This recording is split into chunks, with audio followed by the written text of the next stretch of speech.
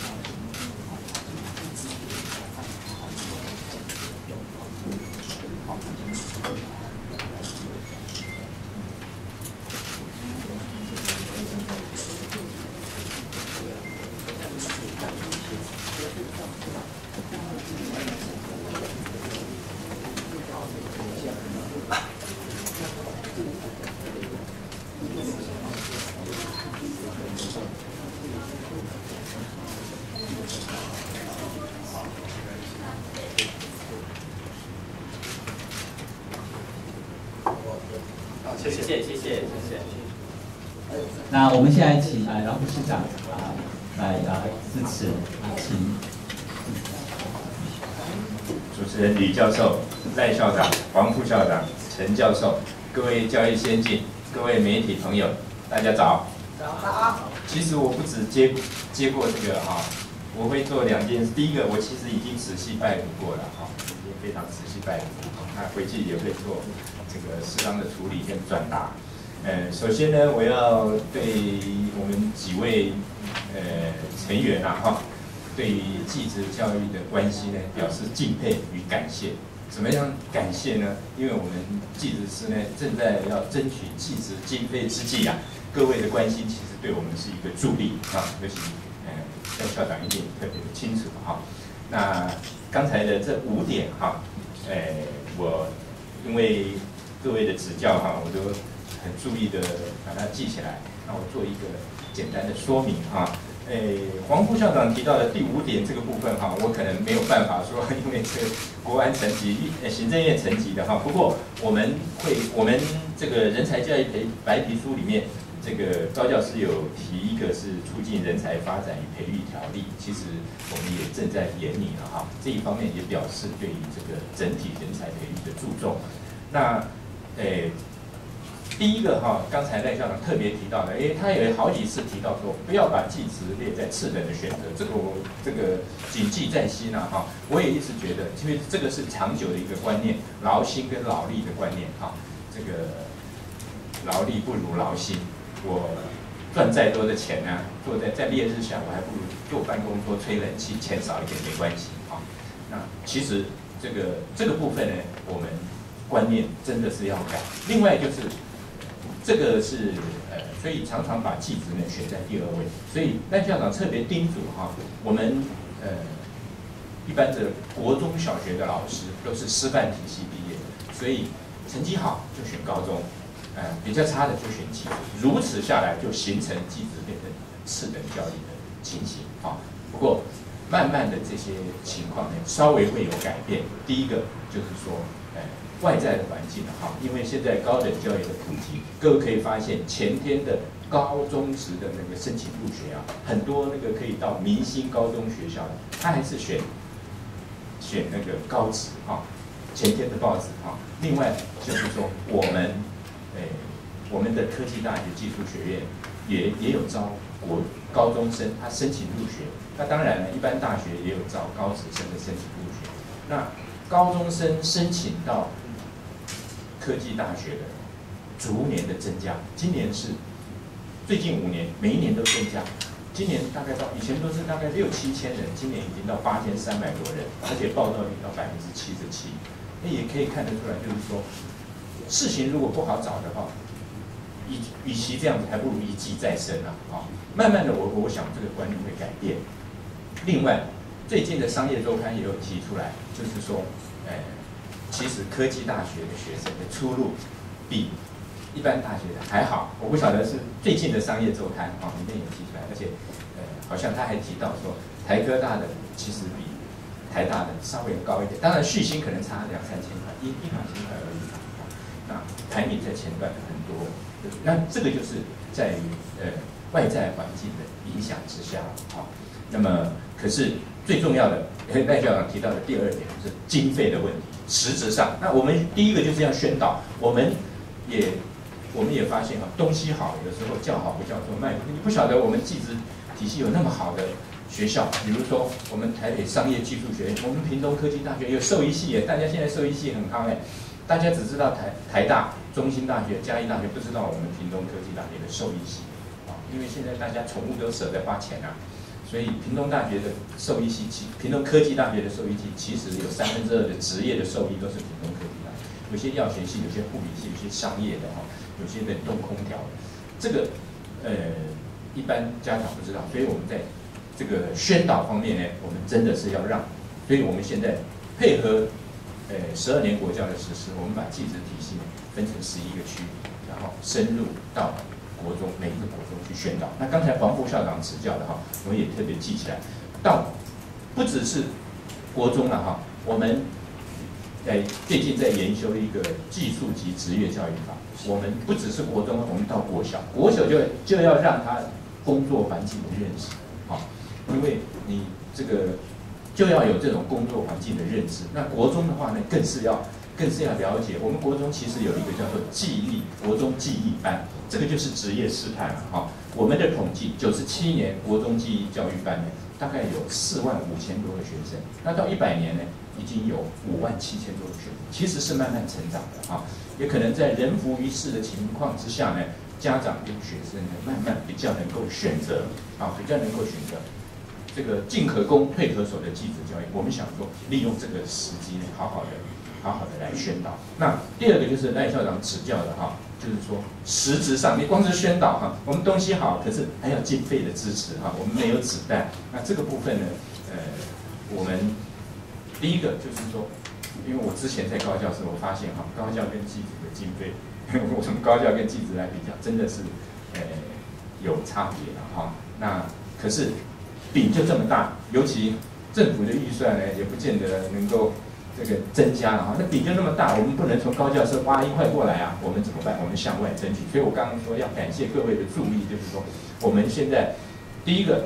典范科技大学，我们4年58亿，就是因为我去经济会报告过很几次，我们就是向外去争取的，像这个各个部会呢轮流在问这个计划，那我要 defense 要跟他说明用的。那最近呢，我们是向外争取。第2个就是说，技职再造我们也未来4年了我们是从102年开始正在规划，103年到106年，我们预计有投入200亿，其中有一些设备跟更新的部分80亿，也是一样，要向行政院额外争取这个部分呢，也经过江院长的同意也是要到经建会去争取。我们就希望去争取这个额外的经费，那也得到部长的支持所以不是口惠实不至。那不过我们技职呢，真的是我感觉到先天的这个政府的经费资源真的要多加投入。怎么说呢？高职有60%以上的学校是私立的，技专校院呢有80%以上的学生都是私立的。从这边可以看得出来，你看我们91所技专校院里面，只有18所是国立的，还加上戏曲学院没有多少学生大部分73所都是私立的，私立的学生有80%，相对的表示政府的投入比较少那么这个部分呢，而且同样拿到经费，还有一个现象台北商业技术学院可能还好一点，有些技职体系呢，就学减免跟弱势助学的学生特别多我同样拿到钱，有时候这个部分，据我的初步的了解，大概比高教师再多2倍以上，8倍以上，钱还要花在这个地方，所以这个部分呢，的确是我们经费的投入呢，需要多多的争取。我们也在利用各个场合呢，跟媒体呢，跟长官呢报告这个事情所以实质上我们要要增加这个经费。另外就是说，业界的我们产学落差这个部分哈，这个部分我们的确是啊，有听到这个报道哈，就是说业界说找不到人，毕业生又找不到工作。那刚才陈教授说业界的声音进不来，其实我们都有跟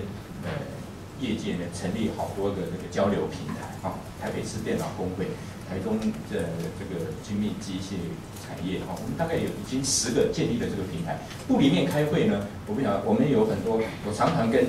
左永才啊、跟严长寿啊、跟这个张宏佳啊，他们都有。我们还有评鉴哈，刚才有提到评鉴的部分呢，我们是1比1比1，赖校长列清楚哈。我们是高教的一个、技职的一个，还有一个业界的一个啊。一定都会有业界的代表来评鉴啊。那技专校院的评鉴呢，其实我们强调，如果要用什么 I 什么 I 的哈，我们只要一接到反应，下次就不用这位委员了。我们是注重学生的学习、教学的成效、产学的合作啊，这个都有一定的比例。那103年开始，我们奖补助也要列入就业率啊，因为我们觉得技职校院呢其实很重要啊，这个又跟社会的需求、产业的需求呢要结合。那其实我们最重要的就是说，最近要推技职再造方案啊，那个是有3个面向、9个策略，就是从哪边呢？刚才也有几位教授有指教的，就是说老师禁用新的老师呢，我们要求要有业界的经验啊。的确，以前专科升格的时候，85年大量升格的时候找不到，我们要高阶的老师，要助理教授，要博士，找不到，就从一般的大学来。一般大学来，他的认知，他就用他的方式去教。那这些老师怎么办呢？我们不能又不能请他走路啊。我们另外一个补救措施就是说，我们送老师到业界去见习啊，让他有这个经验。不然就是我们引进业师啊，引进业师这个都有经费的啊，都有经费的补助啊。这是那学生当然我们是要加强学生的实务的课程。那最近也要推一个产业学院，产业学院是怎么样呢？就是说我们今年规划试办了2000万，以后每一年呢2亿元的经费，就是说让业界呢来，他有什么需求跟学校，其实我们现在有类似的哈，像台南南台科技大学跟西基动画公司，像云林科技大学跟那个振兴轮胎哈。那个就是说，这个业界有什么需求，他的学分，他要怎么样把这个课程呢交给学校，学校开这样的课程，然后业界呢提供他的业师到学校来共同来参与哦，甚至于这个当然业界就提供实习的名额，然后毕业呢就通过一定的检视，就到业界来工作来就业那我们其实在这个技职教育法里面也希望纳入，就是说把业界呢，希望他们投入人才培育的工作，因为政府的经费有限，民间的资源无穷啊。其实欧洲很多这个技职教育先进国家，他们都是行会自己来培育人才的。我也在很多场合都跟这个业界的朋友讲说，你提早去提供实习的机会，然后你就观察，这个同学呢，专业技术还不错，人际关系好，职业伦理可以，那我就雇佣他。实习之后，我观察了一段时间，我雇佣他，审了以后，你要 fire 他，你要那个劳基法很麻烦他们也认同就是说，其实是双赢多赢的啦，政府也多赢，所以我们就希望在各种现在产业硕士专班等等就是希望能够加强这个产学之间的落差那技职教育再造方案呢，就是在各个面向呢，希望能够真正的跟业界多做结合，然后把就业率呢纳入这个学校的评分的指标，那这样子的学校就会注意到这以后甚至于我们还在想到，不只是量，还要质，以后还调查说，你这个学生毕业以后，劳保的集聚多少？你这个学校学生投保的都比较高，薪水比较高那学生可能更加会，学校可能会更加注重辅导学生就是说毕业生的辅导。我看前几天的报纸，劳委会主委潘世维，他说他接到他是美国没有毕业的嘛，他说哦，毕业10年都还接到学校来，我也常常接到我毕业的母校打电话来问，我们就是希望加强这一块哈。我先做以上的回应。总之，各位的意见呢，其实对技职教育是有助益的哈，非常谢谢。